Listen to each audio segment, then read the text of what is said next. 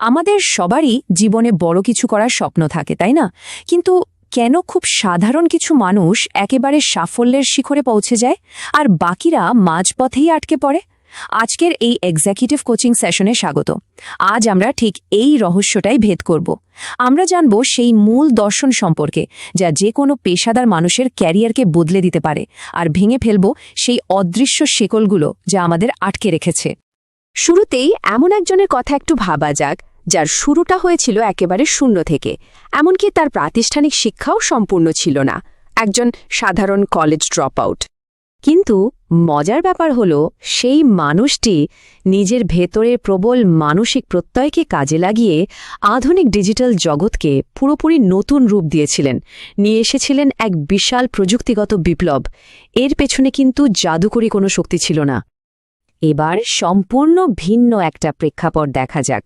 ধরুন, ছোট শহরের অতি সাধারণ একজন রেলওয়ে টিকিট কালেক্টরের কথা। প্রতিদিনের সেই একঘেয়ে জীবন, অথচ শুধুমাত্র অবিশ্বাস্য মানসিক শক্তি এবং অসাধারণ দৃষ্টিভঙ্গির কারণে এই অতি সাধারণ মানুষটি পরবর্তীতে ইতিহাসের অন্যতম সফল এবং উদযাপিত স্পোর্টিং লেজেন্ডে পরিণত হয়েছিলেন। এটাও কিন্তু কোনো আকস্মিক ঘটনা ছিল না। এখন সবচেয়ে বড় প্রশ্নটা হলো, এই যে সাধারণ থেকে অসাধারণ হয়ে ওঠার গল্পগুলো, এর পেছনের আসল রহস্যটা ঠিক কী?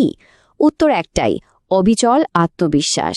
শূন্য থেকে পেশাদারিত্বের সর্বোচ্চ উচ্চতায় পৌঁছানোর এই পুরো যাত্রায় একটাই চালিকা শক্তি কাজ করে, আর তা হল নিজের উপর চূড়ান্ত এবং অবিচল বিশ্বাস। উচ্চতর কর্মদক্ষতা বা হাই পারফরম্যান্স আয়ত্ত করতে হলে প্রথমেই আমাদের সবচেয়ে বড় মনস্তাত্ত্বিক বাধাটিকে চিনতে হবে। একে বলা হয় লার্নড হেল্পলেসনেস বা অর্জিত অসহায়ত্ব। সার্কাসের সেই বিশাল হাতির কথা ভাবুন তো। পায়ে একটা সামান্য পাটের দড়ি বাঁধা থাকে, আর হাতিটা মনে প্রাণে বিশ্বাস করে যে সে ওই দড়িটা কিছুতেই ছিঁড়তে পারবে না, অথচ শারীরিকভাবে সে চাইলেই পুরো তাঁবু শুদ্ধ উপড়ে ফেলতে পারে। আমাদের পেশাদার কর্মজীবনেও ঠিক ওই দড়িতে বাঁধা হাতির মতনই অবস্থা হয়। সমাজ এবং চারপাশের পরিবেশ থেকে প্রতিনিয়ত একটা নেতিবাচক কন্ডিশনিং হতে থাকে। নির্দিষ্ট সীমার মধ্যে থাকতে হবে, খুব বেশি উঁচুতে লক্ষ্য স্থির করা একদম ঠিক নয়, অথবা আরে এমন কাজ তো আগে কখনো করা হয়নি। এই নেতিবাচক ধারণাগুলোই মানুষের আসল সম্ভাবনাকে শেকল পরিয়ে রাখে। যে কোনো ক্যারিয়ারের যাত্রাপথে সবচেয়ে বড় যুদ্ধটা কিন্তু বাইরের দুনিয়ার সাথে হয় না, বরং হয় নিজের ভেতরের সত্তার সাথে। একদিকে থাকে পক্ষাঘাতগ্রস্ত করে দেওয়া সন্দেহ, আর অন্যদিকে থাকে ক্ষমতায়নকারী আত্মবিশ্বাস। এই নিরন্তর মনস্তাত্ত্বিক লড়াইয়ে কোন দিকটি জয়ী হচ্ছে তার উপরই নির্ভর করে চূড়ান্ত পেশাদারী সাফল্য। এই দর্শনটা যে শুধু আজকের তা কিন্তু নয়, প্রাচীন জ্ঞানও ঠিক একই কথা বলে। কুরুক্ষেত্রের ময়দানে শ্রীকৃষ্ণের সেই বিখ্যাত উক্তিটি মনে করা যেতে পারে, সংশয় আত্মা বিনাশ্যতি, অর্থাৎ সন্দেহকারী সত্তার বিনাশ ঘটে। এর অর্থ একদম পরিষ্কার: জন্মগত প্রতিভা বা স্কিল যত বেশিই থাকুক না কেন, নিজের সামর্থ্য নিয়ে মনের সন্দেহ থাকলে ব্যর্থতা প্রায় নিশ্চিত। আধুনিক চিন্তাবিদরাও এই একই সুরে কথা বলেন। নেপোলিয়ন হিল যেমন বলেছিলেন, মানুষের মন যা ভাবতে পারে এবং বিশ্বাস করতে পারে তা সে অর্জনও করতে পারে। এর সোজা অর্থ হল, ওই যে তথাকথিত সীমাবদ্ধতাগুলো আমরা দেখি, ওগুলো আসলে আমাদের নিজেদেরই তৈরি করা মনস্তাত্ত্বিক কাঠামো ছাড়া আর কিছুই নয়।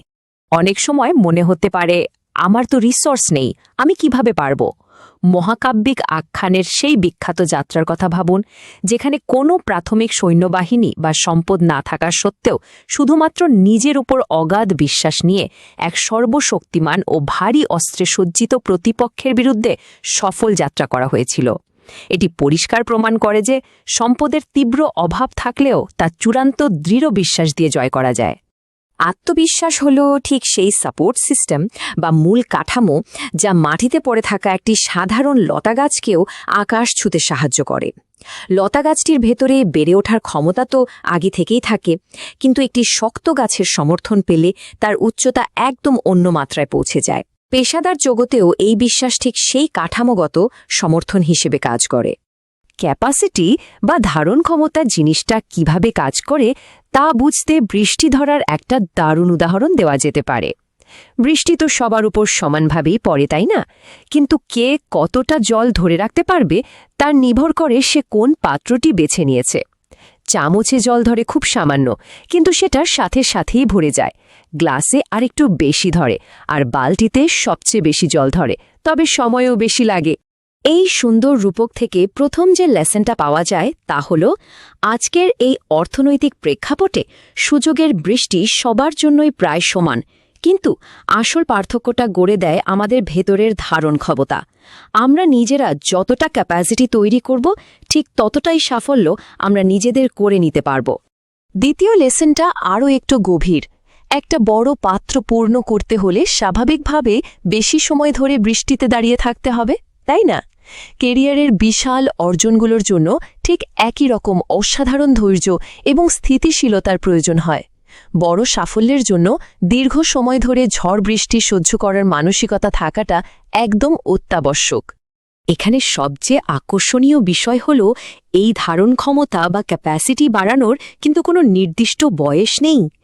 ইতিহাস ঘাটলেই দেখা যায়, আব্রাহাম লিঙ্কন 52 বছর বয়সে তার জীবনের সবচেয়ে উল্লেখযোগ্য রাজনৈতিক উত্থান শুরু করেছিলেন।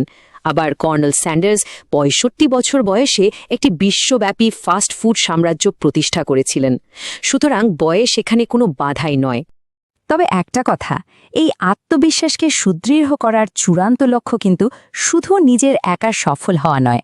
আসল লিডারশিপ হল, নিজেকে এমনভাবে উন্নীত করুন যাতে অন্যদেরও ওপরে তুলতে পারেন। যখন নিজের পাশাপাশি পুরো দল বা সংস্থাকে সাফল্যের চূড়ায় নিয়ে যাওয়া যায়, তখনই সেটা প্রকৃত সাফল্য হিসেবে গণ্য হয়। এখানে একটা খুব বাস্তব সত্য আমাদের মেনে নিতে হবে। শুধুমাত্র বসে বসে পজিটিভ চিন্তা করলেই যে জাদুর মতো সাফল্য চলে আসবে তা কিন্তু নয়। কঠোর পরিশ্রমের কোনো বিকল্প নেই। তবে হ্যাঁ, গভীরভাবে প্রথিত নেতিবাচক চিন্তা বা হতাশা কিন্তু পেশাদার অগ্রগতির পথে একদম দুর্ভেদ্য প্রাচীর হিসেবে কাজ করে, যা ব্যর্থতাকে 100% সুনিশ্চিত করে দেয়। আমাদের এই কোচিং বিশ্লেষণের একদম শেষ পর্যায়ে চলে এসেছি। বৃদ্ধির ক্ষেত্রে প্রকৃতির একটা নিখুঁত নকশা নিয়ে একটু গভীরভাবে ভাবা যাক। বলুন তো, একটা গাছ প্রাকৃতিকভাবে ঠিক কতটা লম্বা হয়? উত্তরটা খুব সহজ, যতটা সম্ভব লম্বা হওয়া যায়। একটা গাছ কিন্তু কখনোই মাঝপথে নিজের বৃদ্ধি থামিয়ে দিয়ে ভাবে না যে এত বড় হওয়া কি ঠিক হবে, বা আমি কি আর লম্বা হতে পারব। পরিবেশ এবং জীববিদ্যা তাকে শারীরিকভাবে যতটা অনুমতি দেয়, সে ঠিক ততটাই লম্বা হয়, একদম আকাশ ছোঁয়ার চেষ্টায়।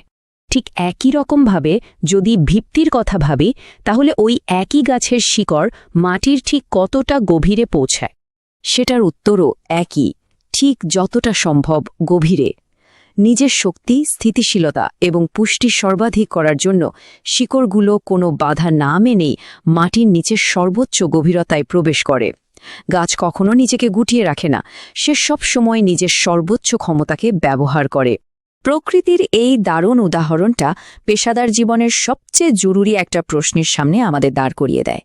আজকের দিনে দাঁড়িয়ে আমরা যারা নিজেদের উচ্চাকাঙ্ক্ষী পেশাদার বলে দাবি করি, আমরা কি সত্যি আমাদের সর্বোচ্চ ক্ষমতায় কাজ করছি, নাকি সমাজের শেখানো সেই লার্নড হেল্পলেসনেস আমাদের আটকে রেখেছে? প্রকৃত নেতৃত্ব অর্জন করতে হলে ওই চারপাশের তৈরি করা কাল্পনিক শেকল থেকে বেরোতেই হবে। নিজের ধারণ ক্ষমতা বাড়াতে হবে এবং অবিচল আত্মবিশ্বাসের দর্শনকে পুরোপুরি গ্রহণ করতে হবে। চূড়ান্ত সাফল্যের পথে নিজেদের সেই সর্বোচ্চ সীমায় পৌঁছানোর যাত্রা কি আজ থেকেই শুরু করা যায় না? আজকের এই বিশেষ বিশ্লেষণের সাথে থাকার জন্য অসংখ্য ধন্যবাদ। আশা করি এই আলোচনা